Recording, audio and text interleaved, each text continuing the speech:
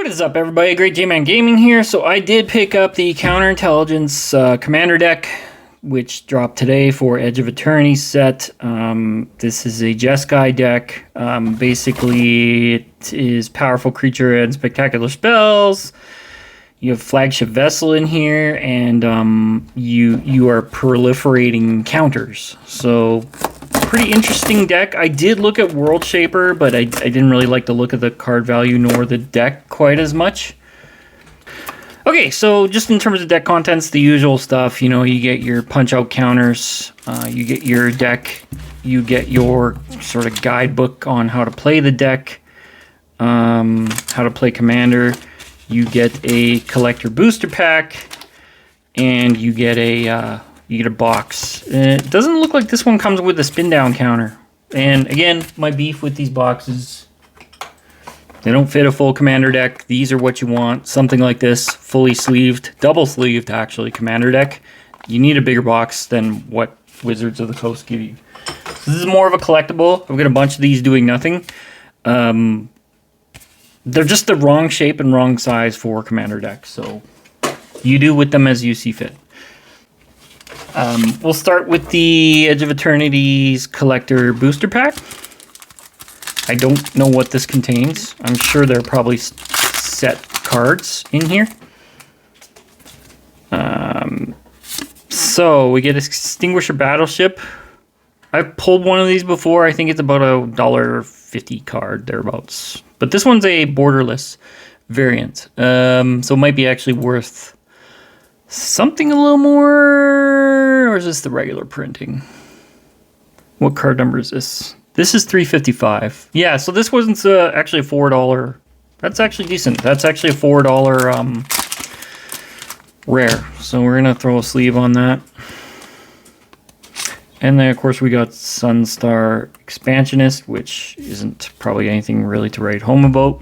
So, in terms of the Commander deck and the contents, I will point out the high-value cards as we go. Okay, so starting from your face Commander, which is a borderless foil. In-Spirit Flagship Vessel, very cool. I'll read what the effects are. So station, tap another creature you control, put a charge counters equal to its power onto spacecraft station, only as a sorcery. It's an artifact at 8+ counters. At the beginning of combat on your turn, put your choice of +1/+1 counter or 2 charge counters onto another, up to 1 other target artifact. Flying, other artifacts you control have hexproof and indestructible. So it doesn't give itself hexproof and indestructible, but it gives it all your other stuff hexproof and indestructible once it's stationed. Therefore, it becomes very powerful if you can like protect it. So this whole deck is built around like a fleet, right? Secondary Commander, Kilo Apogee Mind. He's a legendary artifact creature, Reborn Artificer with haste. Whenever he comes tapped, you proliferate, which is pretty cool because it's easy to tap artifacts, and proliferate can get out of hand. He's a 3/3. So also a very cool card.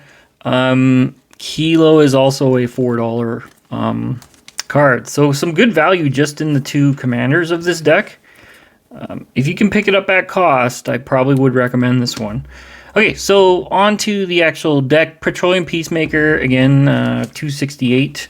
Rare, so we'll sleeve that as well.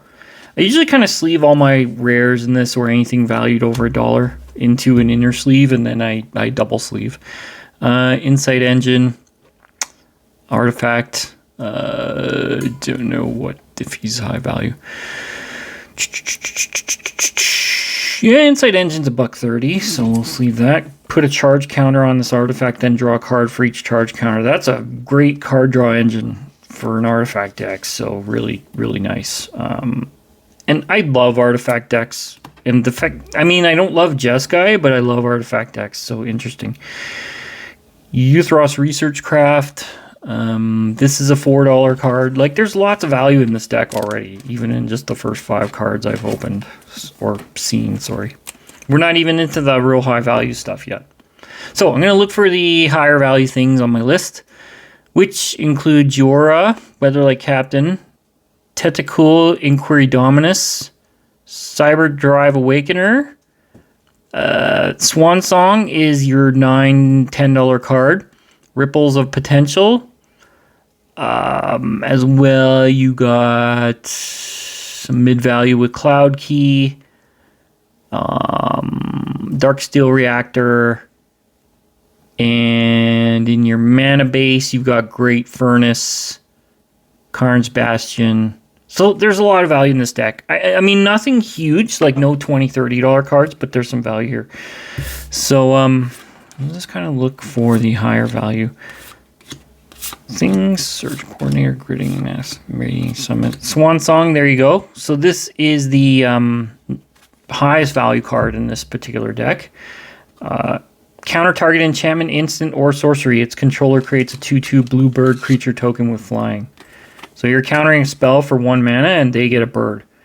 You know, it's a little limited in that you can't counter a creature, but so what? You can mess up their game plan pretty easily with that in your hand. So very nice card. I see why it has value. Chaos Warp I don't think is much of anything. Let's just double check that one. 50-cent card. Cloud Key is another higher value card. As it enters, choose an artifact, creature, enchantment, instant, or sorcery. Spells of you cast of this type cost 1 less to cast. So again, value. I'm all about value in these decks because most of them out of the box, unless you're playing casual, you're going to want to upgrade. So look for things with value. Battlefield Forge. What other high values am I looking for here? Ripples of Potential. That's a spell, and then the other one is Tentacle. Okay, so we'll look for those.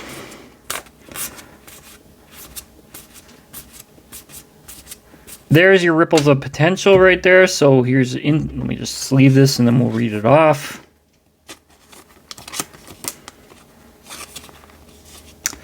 So, instant blue, 1 colorless, proliferate, then choose any number of permanents you control that had a counter put on them this way. Those permanents phase out. So you can blink, and then if you have things with ETB, you're going to be putting them back in.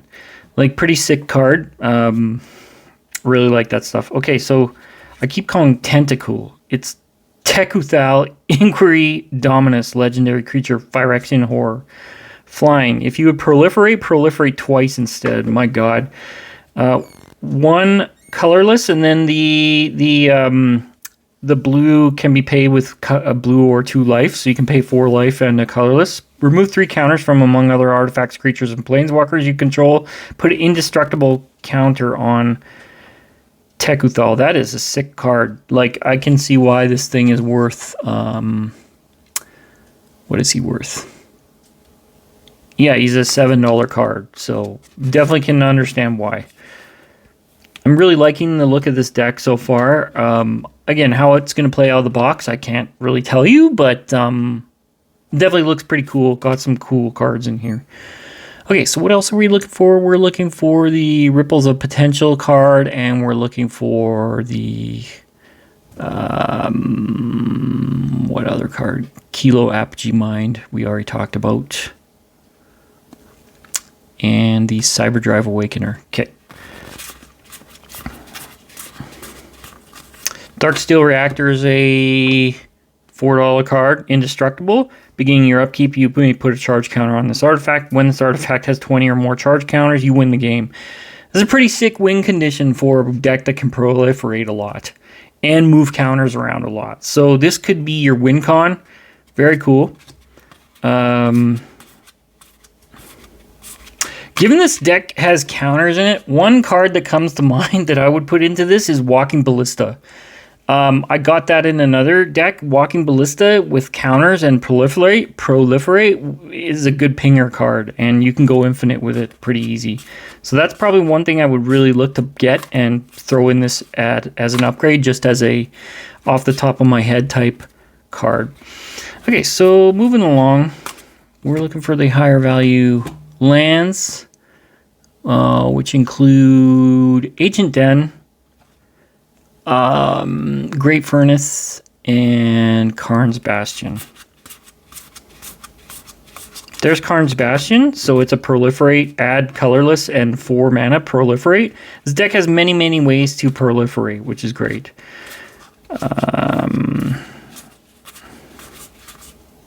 What other ones did I say? It was Great Furnace as well as Karn's Bastion, which we looked at. I didn't see the Great Furnace. Oh well. Swords to Plowshares, that's a classic card right there. Gotta love that. Tezzeret's Gambit, Sol Ring. Okay, where is my... What's the card I wanted to show you? We already looked at Ripples of Potential. Yeah, we might have already found that one. Yes, we did. Let's quickly go through this. Ancient Den, right there.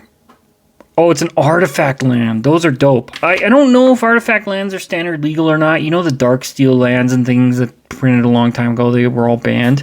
I have a lot of those. They were common back in the day. I'm wondering now if they're like coming back. If they do, I'm going to put all those into Seat of Synod. There's another one. Yeah, I remember these things. These were banned for a long time. These artifact lands are very strong because they give you those artifact effects as well as a land effect. Very cool. So this deck, I'm actually very impressed. Seems to me out of the box, this thing's going to run. And everyone has artifacts that they can just dump in to improve. Proliferate's a great mechanic, always will be. Also in this new Edge of Eternity set, I think there's a Tezzeret Planeswalker card that would be a very dope fit for this. Let me just look him up. Tezzeret Cruel Captain would be amazing in this particular deck as well. So just think on it. Look, if you can get these at cost, I would highly recommend this Commander deck. Looks very nice to me. I might even look into the Jund deck, the World Shaper one, but, you know, very happy with what I got in this one so far. I'm going to sleeve this up, and maybe I'll do an update on how it plays out of the box. But thank you for watching. If you liked and enjoyed this video, please like, subscribe, and we'll catch you next time. Take care.